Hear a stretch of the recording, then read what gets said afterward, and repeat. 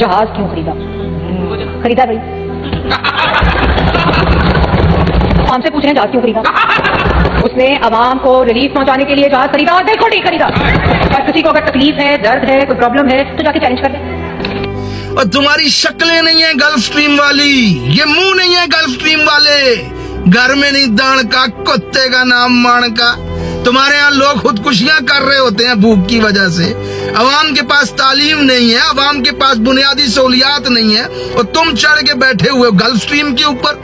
उन्होंने सवाल पूछा असेंबली में भाई कि हमने तुमको पैसा दिया, हमें स्कूल कॉलेज बना के दो, अस्पताल बना के, तुमने जहाज ले लिया। और असेंबली भर के रखी हुई है इन्होंने, अल्लाह माफ करे। कोई गुर्दे फरोश बैठा हुआ है, कोई यहाँ पे क्रेडिट कार्ड चोर बैठी हुई है, कोई नर्स की लड़की बैठी हुई है धमकियां दे रही है। यार इन जर्नलों के खुदा की कसम बेहिसाब गुनाह, इन्होंने मुल्क तोड़ दिया, इकॉनमी बर्बाद कर दी, सियासत में ये वाला गुनाह जो इनका है ना, नाकाबिले माफी है कि इन्होंने इक्तदार पे नीचों को बैठा दिया। कांगलू देश की जबरदस्ती की मिनिस्ट्री, कांगलू देश की टिकटॉकरें ये गल्फ स्ट्रीम में से उतर करके जा रही होती, मतलब गल्फ स्ट्रीम पे जाकर के ये भीख मांगती हैं दुनिया से।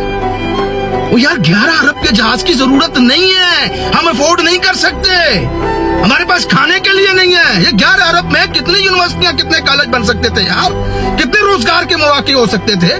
तुम्हारे चूतों के लिए नहीं है हमारे पास 11 अरब डाल तुम्हें देने के लिए यार। ये जर्नलों ने आपके ऊपर सितम किया है, ये जुल्म कभी माफ करने वाला नहीं।